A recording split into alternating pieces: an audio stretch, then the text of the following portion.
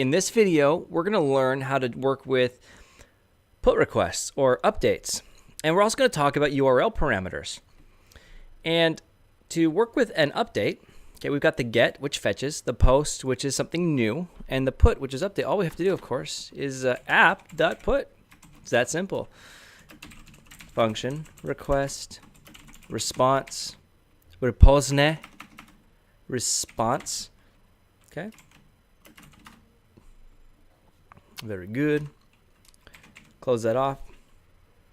Okay, so an update is when we take existing data and we change it. So the first thing to do is actually find the object. That makes sense, right? Excuse me. So in essence, we're setting up an object. So there's probably a body, like in a post request. We're setting up the body and the information we want to change. And then if it's there, we change it. If it's not, we can say like, no item or no object found. So we have a list of items here. So what we probably want to do is have a for loop, right, that goes through each of the items. So, we can say for var x equals 0, while x is less than ingredients dot length x plus plus. Okay, but how do we know what the new item is? That's interesting. Well, could we finish this off without doing that? Maybe. Let's see here. So we want to get the ingredients. We don't know which one it is. So yeah, we can't. So we can't do anything until we know how to get the information from the request. So let's do that now. Let's start working with URL parameters. And the next thing I also want to do is I think that it's not good that we have just the default route as our ingredients. This should probably say ingredients. Okay. Same here. Ingredients. We're going to refactor. Okay, and then down here will also be ingredients. So now we have to go to /ingredients to get our ingredients. Okay, so what we want to do is work with URL parameters. So what we're going to do here is right here, okay, we're going to say / and then use a colon, and then we're going to put a variable name here. We're going to call this ingredient ID. This can be called whatever you want. Okay, ingredient ID. So what's happening here is we're adding a custom ID to the actual URL itself. I know that sounds a little bit crazy, and we'll see it in a minute here. So what we're going to do is we're going to say var ingredient ID equals request dot params dot ingredient ID. Okay, so the client's going to send up a custom ID as a URL parameter, which you'll learn about in a moment. And then we're just grabbing it here and sticking that ID over here. Okay?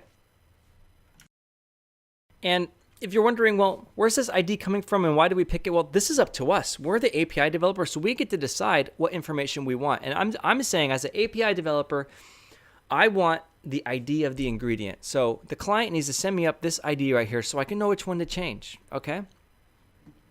Yeah, I think that makes perfect sense. Yep. So, ingredient ID. Now, what about the text to change? Well, we can put that in the body of the request. So var text equals, we're going to say request dot body, and let's say dot text. Okay. We're designing this. We can change things around as we need. Okay. Cool. And then we can do some error handling here. If there's not an ingredient ID, okay, or if ingredient ID equals an empty string. In fact, what we should also do, or if not text, or if text is equal to this, well, actually, that's probably okay because we could. No, should we allow our ingredients to be empty? Probably not. No, that wouldn't make any sense. Or if text is equal to an empty string. And then what we can do here is some order of operations. So we can say, put this in parentheses here in this. So we'd check both sides of the equation. And then this. One of these has to work. Or excuse me, be missing. One of these have to be missing in order to fall into our error handling statement. And then we can say, it's just wrapping across the screen. If you're like, why is this looking so ugly? There we go. Let's fix that here. Okay, then we can say response.status, and let's say 500, and .send, and we'll say error, you missing, or we'll just say you must provide, actually, you know what? I think I did this a little bit wrong. You must provide ingredient text. There definitely will be an ingredient ID because we got here, meaning we would never have even gotten to this code if it didn't exist. And you'll see why in a minute here. So I'm going to take that side of the equation out here. So we'll just do this. Cool. So if there's not text, or if the text is empty, then send the status, you must provide ingredient text. Okay. Now let's put our for loop inside the else statement. That means we have everything we need. And what do we need to do? Well, we need to find the ingredient that we want to change. So we'll say var in for ingredient. I'll say ing. In's a keyword. So ingredient is going to be equal to ingredients x. So we're just grabbing an element out of there. Okay. And then what we're going to do is we're going to say if ingredient dot id is equal to, and then we're going to say request dot params dot ingredient id. Okay. Are you with me so far? We haven't really done much too different. We're just grabbing it from this new variable here, and you'll see how it works in a minute here if you don't quite understand yet. So we're going through each item in this array, and we're grabbing the ID out of it, of each of those items. So ing.id, we store a variable here. If it's the same ID as the one that's coming in from the client, saying this is the ID that I want to change, that means it's time to change it. And then what we can do is we can say ingredients x dot text is now going to be equal to this new text we have here. And so it's not confusing, we'll call this new text. Okay, it's not the best word. I probably should have called it like ingredient title or something, but that's okay. Oops. Okay, so if we find the right ingredient, okay, then that looks good here. If we find the right ingredient, then we set the ingredient and we update it. Yeah, this is good. And then what we can do here is we can break out of this loop because we don't need to keep going because we found the ingredient.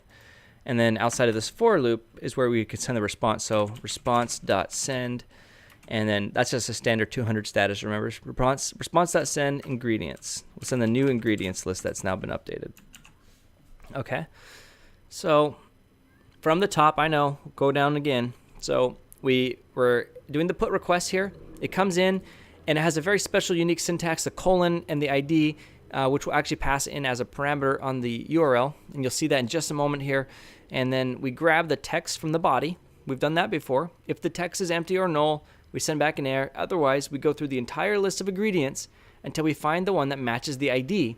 And we're grabbing the ID from request.params. Remember, Express knows how to store stuff in here. It just finds it and puts it in there. Request.params.ingredient ID. Okay, the name is very important. It's the same exact name and case as this right here. Okay, request.params.ingredient ID. And then what we do is we grab that same ingredient and we replace the text with the new text. We break out of the for loop and then we send back the new ingredient list to the user. I know it's a lot. So if you need to pause the video and take a look at it and really read it through, you can. But now you're going to see where this really all comes together here. Okay, so let's go ahead and control kill this here. Before we do anything else though, it's kind of annoying to have to keep killing the server, right? And going back and forth. So what I think we want to do is install a tool that automatically recognizes changes and restarts the server. How does that sound? So what we're going to do is we're going to say npm install, okay, -g for global. And then we're going to say node mon, okay, like that. And what this is going to do is it's going to install this cool package called nodemon on our computer, not inside our folder for the project, but inside our actual computer. And it's going to let us use it from anywhere for any of our projects. Okay, so when you can install packages at a global scale, and you would do that with utilities like nodemon. And so now, okay, instead of running node server.js, we can run nodemon server.js. Okay, And now watch this. Let me move this over here. And let's just make a fun change just to show you how it works. Okay. Let's just add put something in here for fun and save it. The server just changed. Do you see that? The server just restarted. Okay, it's going to do it again and I save. So that's cool. Every time you make a change, the server now restarts and you're back in business and you're developing much faster. So here's a good example of using a utility to help our development process. So what I want to do is go into Postman. Okay. And let's create a new one. So new tab. And we're going to do a post request. No, a put request, excuse me. And this is going to be the URL, HTTP localhost 3000. That's what we're working on right now. /ingredients, because that's what we changed it to. Now here, let's just make sure our get request works first. Just the insanity check, right? Okay, get request works. We're getting 4 items. Okay, our server's working. Now let's change that back to a put. Okay, so this is interesting. This is where the fun part happens. So we're going to put a /, and which item do we want to update? Let's change frog legs. Let's change that to something else. We realize that that's probably not a good ingredient for this breakfast that we're making. So what we're going to do is copy that ID right here, and we're going to paste it in the URL. Okay, now look closely. Okay, we're taking the ID and we're putting it here after the / like it's its own unique URL. Well, here in our code, we did the same thing. We're saying go to ingredients / this. Whatever we put in there, okay, is going to be shoved into this variable inside of this name. Oh, so that special colon means it's a URL parameter. This is a URL parameter, something that we're adding to our URL. So it finds it, and then you can, when you put it in here, it finds it, and then you can use it. Okay, so we're saying, hey, we want to update this ID of the frog legs. And we're just putting it here at the end of the parameter. And then what we want to do is in the body, we want to specify what we want to change it to. Now we could also have made a second URL parameter. I could have said, change it from frog legs to, to chicken. But URL parameters, you don't want to have spaces and things like that. It starts becoming a problem. So we're going to do that in the body. So what I want to do here is in the body, okay, we're going to go to raw, and it's going to be application.json. And all we're going to do is say text, and we're going to change this to we got eggs, bacon, and milk. How about hash browns? Okay, so we're going to change frog legs to hash browns. So we're grabbing the ID, putting it here in the URL parameter, and then in the body, we're setting the text to be hash browns. And let's go ahead and send this and see what happens. Okay, it seemed to have worked, and I go down here to look, and now we no longer have frog's legs. And you're like, what just happened? Why is this hash browns? Well, let's even go look at the browser. If we refresh the browser, and go to ingredients, it is now hash browns. So our update request actually worked. That's really cool. So let's follow the cookie crumbs, okay? So we put in the browser here, okay? We put in a URL parameter in the Postman, a URL parameter, which was in our case the ID. You can put whatever you want there. We called it ingredient ID, and we just passed that ingredient ID right in there, okay? Then down here, we go through the list of ingredients and we try and match up the ID until we find it. If we do find it, okay, if we find that ID, then what happens is we change the text on it, yeah, and then we go in here. Now, what would happen if the ID is not found? Well, what we could do here, we could say var object found equals false. And then if we do find it, we say object found equals true. And then what we could do is here, once it leaves the for loop, we could say if not object found, so if it was false, then response.send, we'll send 500, or status 500.send, and we'll say error, and we'll say ingredient ID not found. There we go. Otherwise, it was found, and then we can send back the new list. That's pretty cool. So just some more error handling there. Okay. Command X or Control X. And save. Okay, so we've successfully updated. There's one more thing I want to show you. Did we have to use the Parameter ID, no. And like I said, mentioned briefly, you can create more than one, whatever. But you typically want to work with IDs in there in most cases. We could, of course, done this a different way. We didn't have to use URL parameters. We could have put both in the body. I could have taken this out, and then we could have just put the ID in the body as well too as the text, and then grabbed it from there as well, just like we did before. Okay, no different. So what have we learned today? Well, if you're starting to see a trend here, the put request and the post request and the get request, we could still write all the same code in there. Okay, they can all have you can send a body up with any of these. So what's the difference between a put and a post? Well, nothing really. Did you know that you could write a post request in your get request, or a put request in your post request, or a post request in your put request, or delete request in all of them? You could do all that. And this is really here to help you structure things, okay? When working with REST and APIs, you have your CRUD operations, create, read, update, and delete. And you typically want to specify them and put them where they belong. That's all that's happening here. We're categorizing things in their respective areas, so the server knows how to handle it. It lets us have /ingredients /ingredients multiple times because the type of request is different. So for a delete request, you would do app.delete, and the same thing. Instead of updating it, you would remove it from the list. Okay, and that'll be a good exercise for you to do on your own. Okay, so lots of cool things going on here. You've learned a few things. In this lesson, we installed NodeMon that lets you make changes to your code, and the server refreshes automatically. It's speeding up your development process.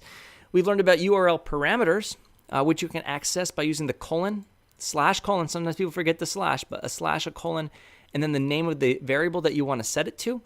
And then you can access that URL parameter by going to the request.params.ingredient ID in this case, because it has to be named exactly the same as this.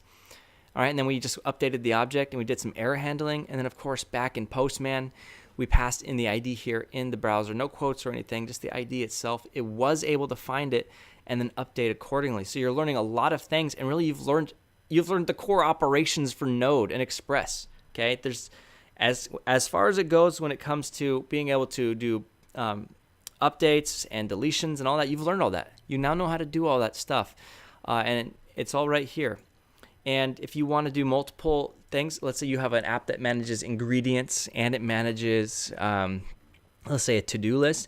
You could say app.get, and then you could have a to-do. You can have as many routes. These are called routes. You can have as many routes as you want.